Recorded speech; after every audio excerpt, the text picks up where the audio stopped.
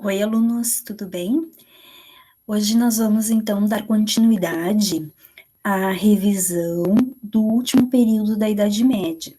Então, hoje nós vamos trabalhar corporações, a produção nas oficinas, as corporações de ofício. Nós vamos trabalhar cruzadas, peste negra e vou falar também das jaqueries. Então, vamos começar sobre a produção nas cidades. Nós vimos o quê? Que aumentou a produção, aumentou a população, teve o renascimento urbano e o renascimento comercial. Então, nós vamos ter também nas cidades uma nova forma de organização do trabalho. Então, nós temos uma oficina, e essa oficina ela é de sapatos. Então, essas oficinas, elas são nas cidades, nós temos aqui no centro o dono da oficina.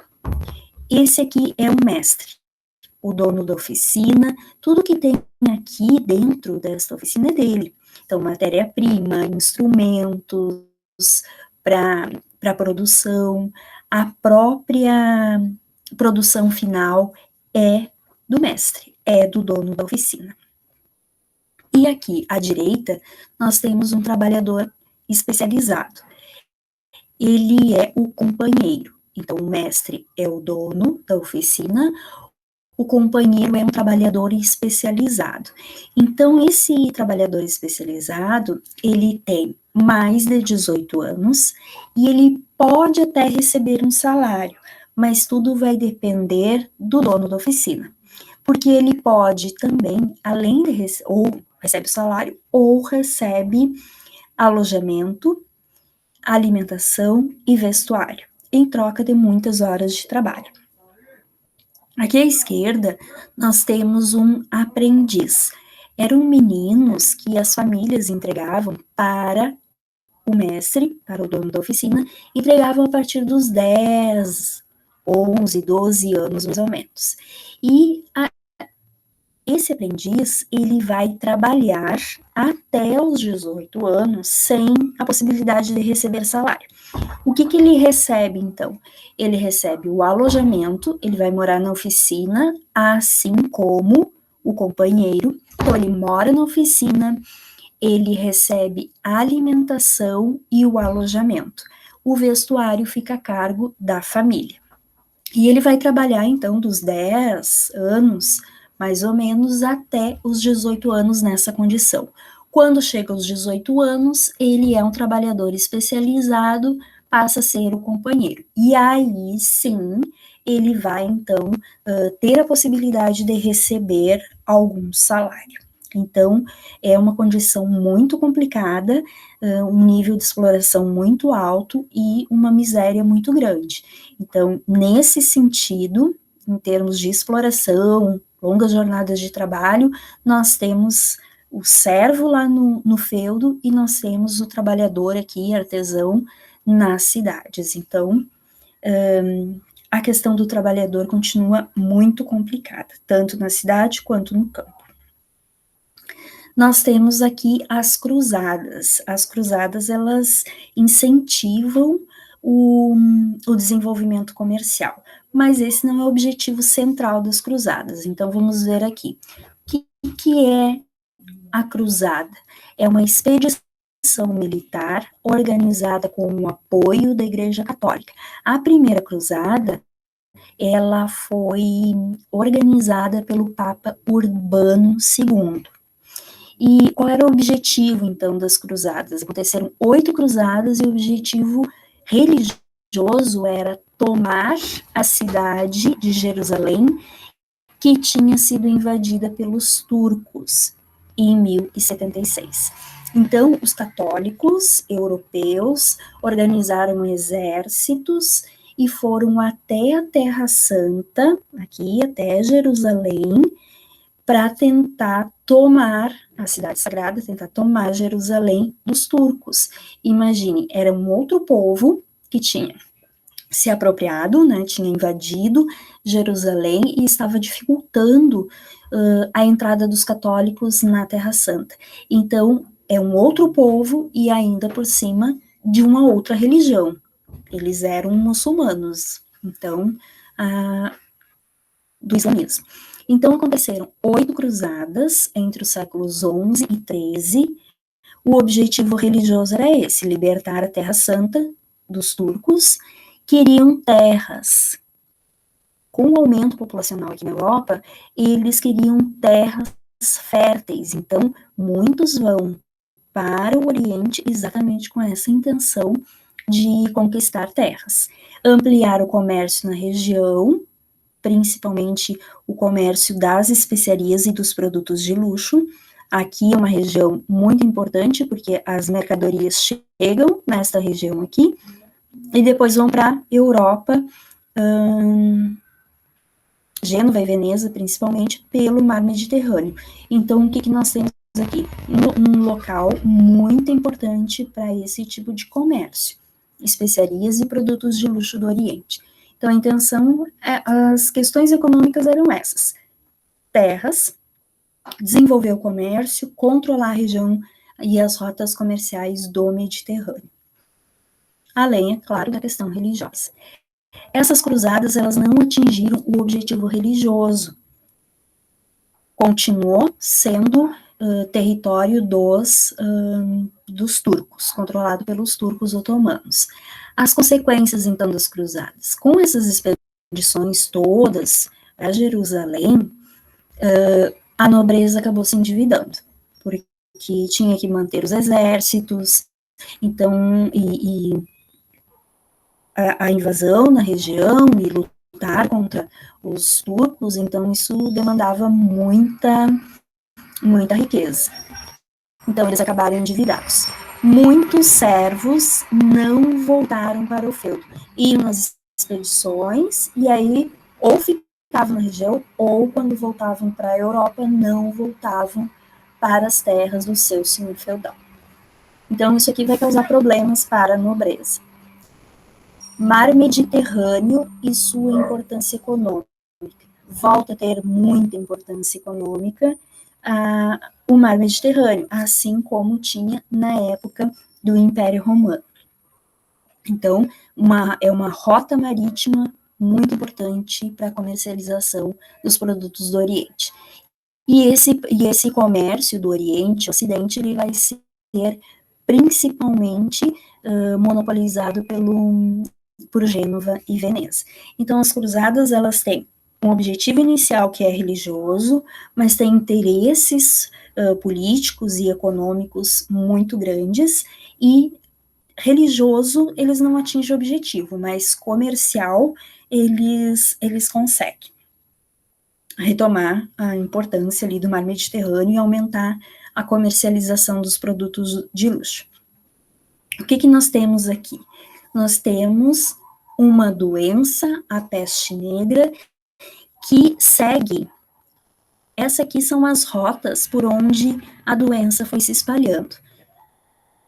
Do Oriente, da região da China, Extremo Oriente, né, da região da China, aqui, 1333, e segue mais ou menos a mesma rota das especiarias. Então, junto nas caravanas, junto com os produtos de luxo, seda chinesa, pérola japonesa, aqui tapetes persas, as especiarias das Índias, cravo, canela, pimenta, noz moscada, junto com as rotas, tanto terrestre quanto marítima, junto com esses produtos foram os ratos e as pulgas, que eram vetores, então, de transmissão da doença. Então, a origem da peste negra é na Ásia. O período de epidemia na Europa é de 1347 a 1353. E ela é uma doença bacteriana. Então, a bactéria é Yersinia pestis. Essa bactéria, então, ela é transmitida, como eu falei, o vetor aqui, ó, os ratos contaminados, a pulga do rato pica o rato e depois pica o humano. E aí o humano vai desenvolver a doença. Se a bactéria vai para a corrente sanguínea, a pessoa desenvolve a doença, a pneumonia e a peste bubônica.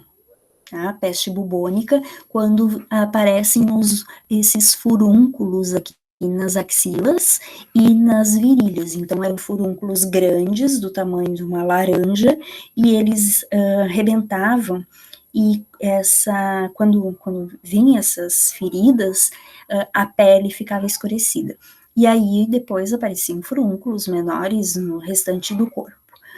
Quais os sintomas, então? Febre alta, delírios decorrentes, então, dessa febre, os furúnculos, no caso da peste bubônica, dor, tosse, sangramento. A tosse, principalmente quando a bactéria, ela ia para os pulmões, aí a pessoa desenvolvia a peste pneumônica, tanto uma quanto a outra, chamada de peste negra. Então, a peste negra, ela pode ser bubônica e ela pode ser pneumônica. Então, aqui uma figura de uma pessoa contaminada pela peste. Então, o que favoreceu? Se o vetor da doença é a pulga e é o rato, porque o rato também podia morder as pessoas e acabar transmitindo. Então, se depende de ratos e pulgas, nós temos o quê? Más colheitas, fome, pessoas com desnutridas, pessoas que moram em locais extremamente sujos, as casas todas aqui, ó, uma do ladinho das outras, não tinha, do lado da outra não tinha água encanada, não tinha coleta de lixo, não tinha esgoto, tudo, a sujeira era muito grande dentro das casas e na rua. Então, o lixo todo jogado na rua. Então, toda essa sujeira favorecia o desenvolvimento, né, a procriação de ratos. Então, diante dessa situação de falta de higiene, de saneamento mínimo, a proliferação de ratos foi muito grande e a contaminação também. Essa peste, ela vai atingir tanto as pessoas da cidade quanto as pessoas do campo. Vai atingir pobre, rico, qualquer um podia ficar doente e as pessoas não sabiam por que estavam ficando doentes. Não sabiam que era o rato, não sabiam que era a pulga que estava transmitindo. Tanto que eles achavam que era castigo de Deus devido aos seus pecados. Então, o que começou a acontecer? Muita gente morre. 25 milhões de pessoas morreram na Europa. 1/3 da população da Europa morreu naquele período de mais ou menos 16 anos, que foi o período da epidemia da peste negra na Europa. E o que aconteceu? As cidades, por exemplo, já eram muito sujas. O que acontece quando começa a morrer muita gente ao mesmo tempo? As pessoas não tinham como ter um enterro católico, um enterro cristão. Então, os padres já não faziam mais extrema unção, não faziam enterro católico, não tinha, às vezes, nem como enterrar as pessoas. Algumas cidades, em muitas cidades, na verdade, as casas estavam com corpos em estado de putrefação, nas ruas também, às vezes só conseguiam retirar da casa e botar no meio da rua, e aí passava uma pessoa com uma carroça, tinha um sininho que ia tocando para avisar as pessoas que estava passando a carroça para recolher os corpos, mas chegou um ponto que não dava conta de recolher tantos corpos assim. Então, aquela sujeira, aquele problema todo de saneamento que já existia nas cidades, ele vai ser ampliado, vai ficar muito pior a situação, porque muitos corpos vão acabam ficando no meio das ruas. E os médicos, eles utilizavam uma máscara, eles utilizavam uma túnica longa, um chapéu e mais essa máscara aqui. Nesse bico, eles colocavam vinagre, um pano embebido em vinagre, e ervas aromáticas, porque era muito complicada a questão do cheiro nesses locais aqui. E também porque eles achavam que era exatamente esse fedor que podia contaminar as pessoas. Eles achavam que os maus ares, como era chamado, é que deixavam as pessoas doentes. Então, alguns os maus ares, mas também tudo isso está acontecendo por uma questão de pecar e Deus castigar. Então, esses médicos utilizavam essas roupas para tentar se proteger e essa máscara também.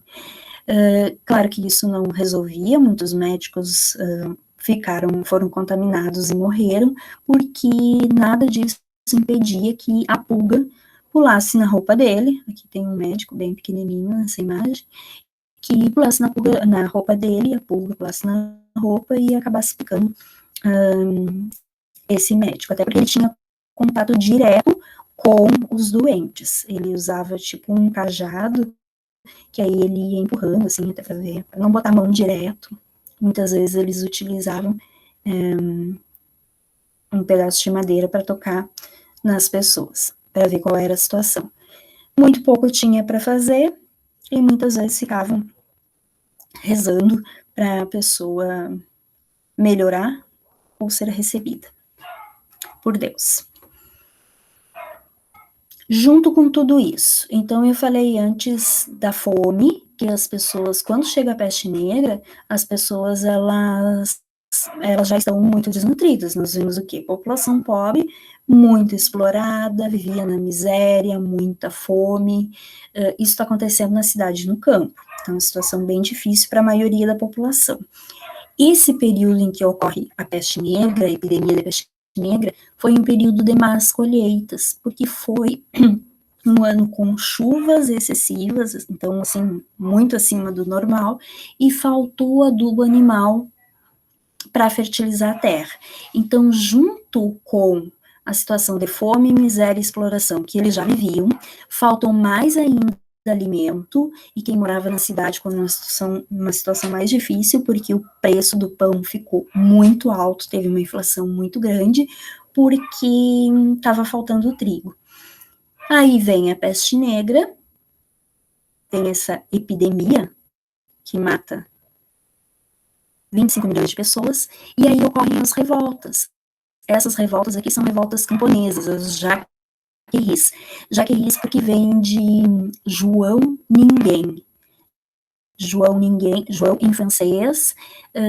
João Ninguém é aquela pessoa, né, que não tem nada, aquele pobre, e aí eram camponeses, de fato, que estavam se revoltando contra tudo isso aqui que está acontecendo, fome, miséria, exploração, a peste, e aí eles se revoltam contra os seus exploradores, contra os senhores feudais, e eles são reprimidos. Essas revoltas camponesas são bastante reprimidas.